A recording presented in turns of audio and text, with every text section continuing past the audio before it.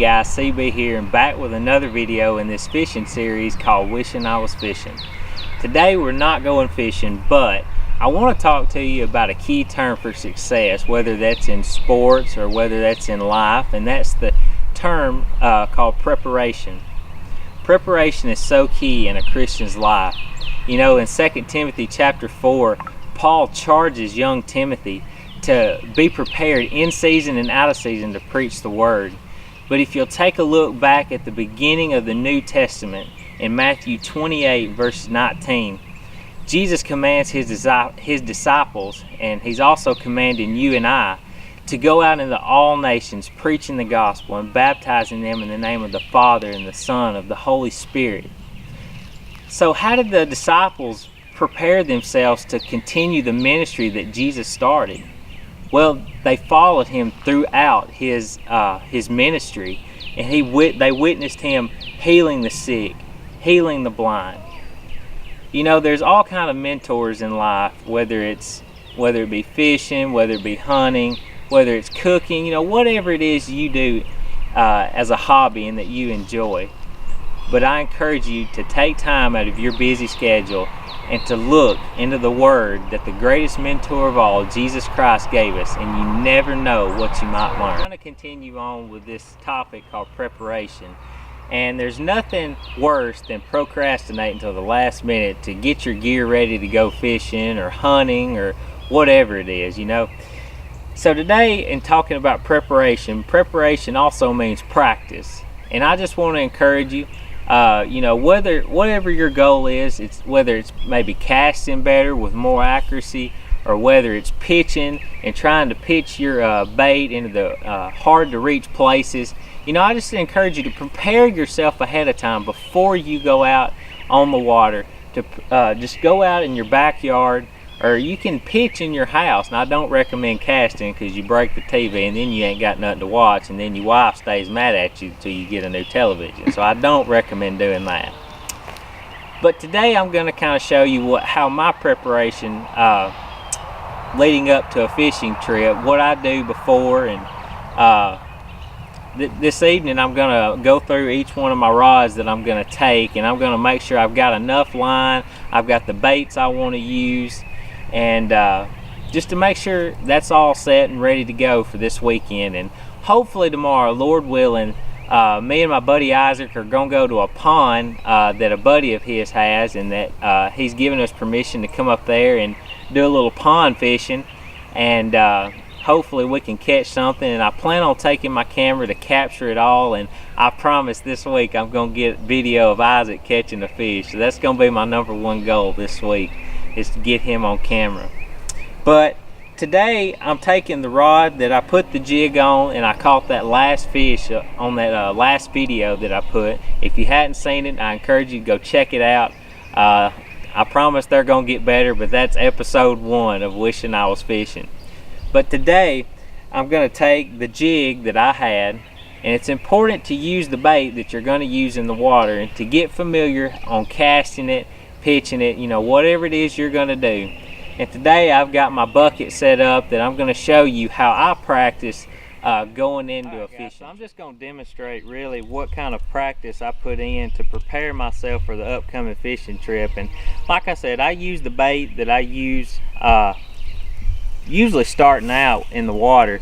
And right now I've just got a football jig with a chigger crawl on it, and I'm just gonna demonstrate basically what I do for about 30 to 45 minutes every day after work, just to kind of hone in on my pitching skills. I just take it. Now I'm learning really how far I want my line to be down to give better accuracy, because I have bird nested before and it bouncing off the ground when I go to pitch it, and that just wastes time, you know what I'm saying? It makes for a long day and aggravation. Alright, so what I like to do is take it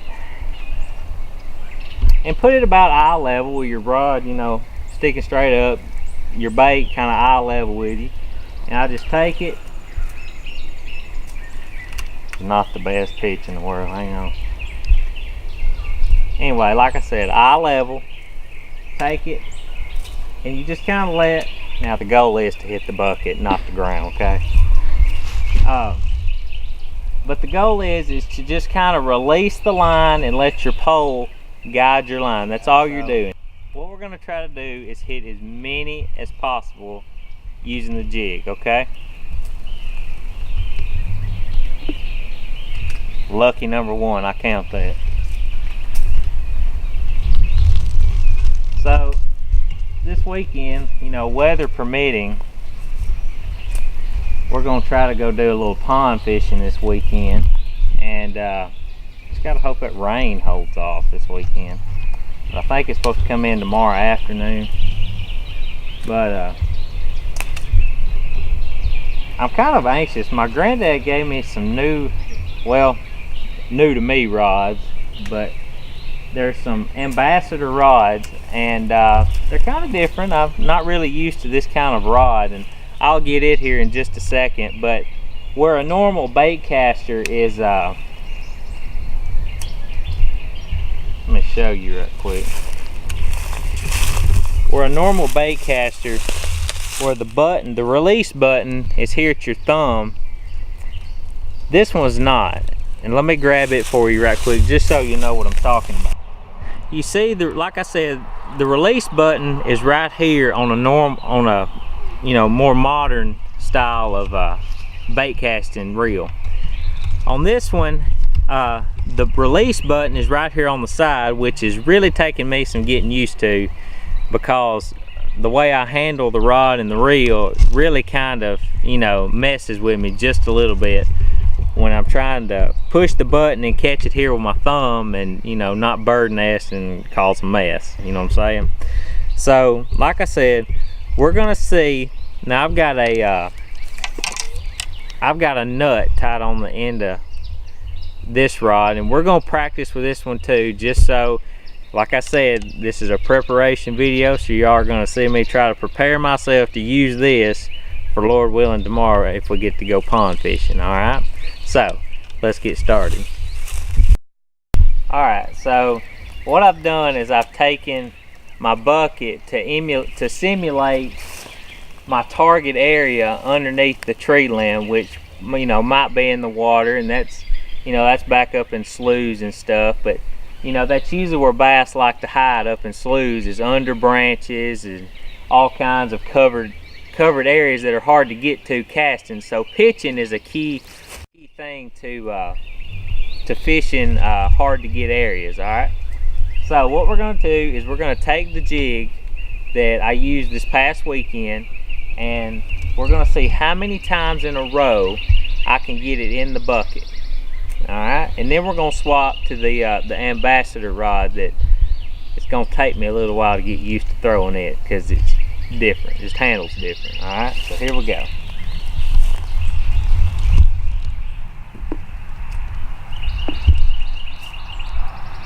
One. But I'm really hoping that this weekend the rain holds off and I can get you guys another video.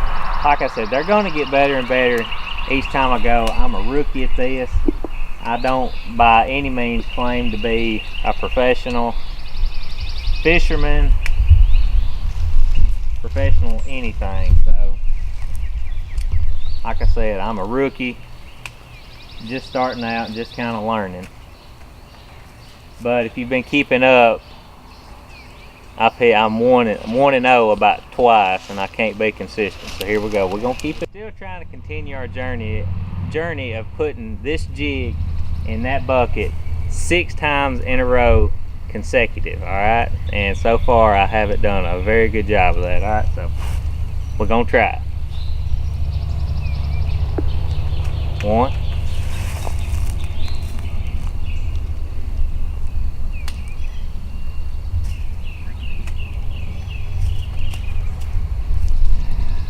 Well, you know what they say, you can't hit them all if you don't get the second one.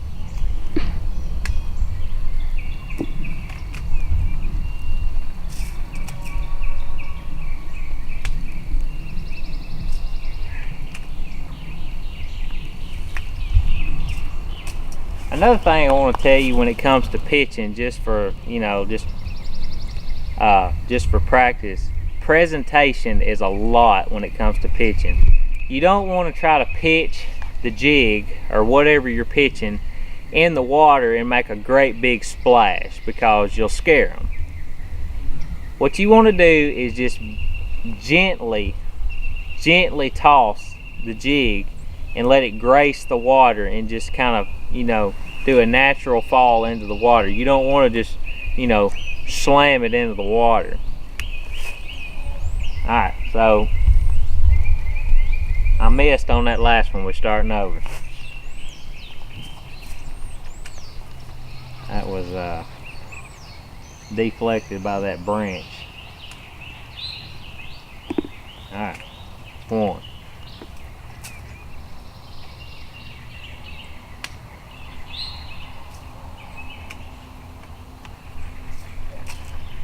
I tell you what kills me though, I'm consistent about putting it in the bucket, and I'm consistent about putting it in the same doggone spot on the second pitch. It never fails. Alright, try it again. Alright, there's one.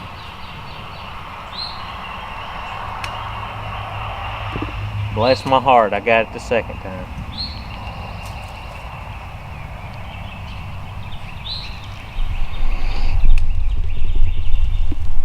Holy cow. 3 in a row, folks. Come here, you little. Ah. Another thing, watch out for hooks. They will prick you. Okay, so 3 in a row, alright? I ain't met my goal yet, but that's as far as we've gotten so far. So, I'm going to give this one a break. So, 3 in a row with the platinum bait caster and the jig. Alright, so now we're going to pick up the ambassador rod here, and we're going to give that a whirl.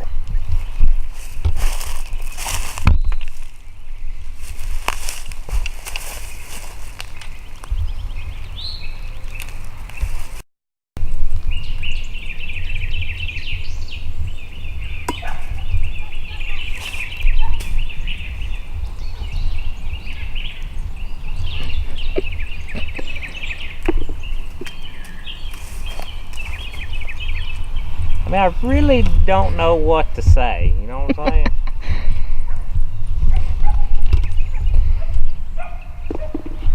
Alright, sink.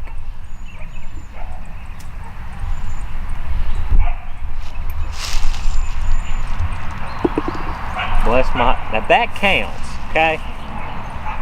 Even though it hit out the back of the bucket and bounced out, it's not going to bounce in water, so it went in the bucket.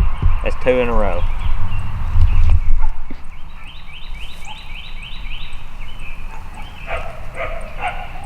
Three in a row, baby.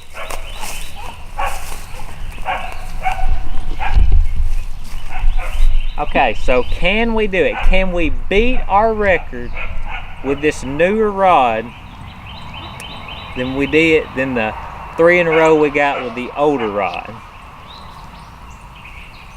Now, my granddad showed me how to clean these the other night. So these things are pitching and casting a lot smoother than what they were before. And that's just, you know, an encouragement to each and every one of you to make sure your rods and reels are clean and they don't have gunk and stuff all in them, because it will affect the pitching or the casting and the reeling, and it could be the difference between the big bass in the boat and the snap of the line. Okay guys, so we've got three in a row.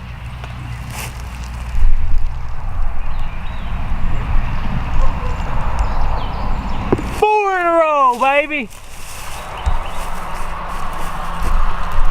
Okay, so 4 in a row pitching. What does this mean? This means I'm probably gonna take this rod with me tomorrow. No, I'm just kidding. I've practiced with that rod more. I'm gonna use that rod, and I'm just gonna keep practicing with this one to enhance my skills at it. Alright guys, so we were successful at beating our record with the newer style rod and reel that I'm getting used to. But like I said, I'm gonna try to do my best to continue to practice with it, to try to hone in on my skills. And I want to try one time, if I can get really good at it, I want to take a cup and stick it out here under one of these limbs and see if I can put that jig and the nut in the cup consistently. And if you can do that, you're pretty good at pitching, and you can just about put your bait where you want to put it. But that's all the time I have for today, guys. But I just want to encourage you to take time out of your busy schedule. It doesn't matter if you're driving or if you're home by yourself, washing clothes, doing dishes. It doesn't matter. Take time out of your day and talk to the greatest mentor of our life, and that is Jesus Christ himself. Have a good day.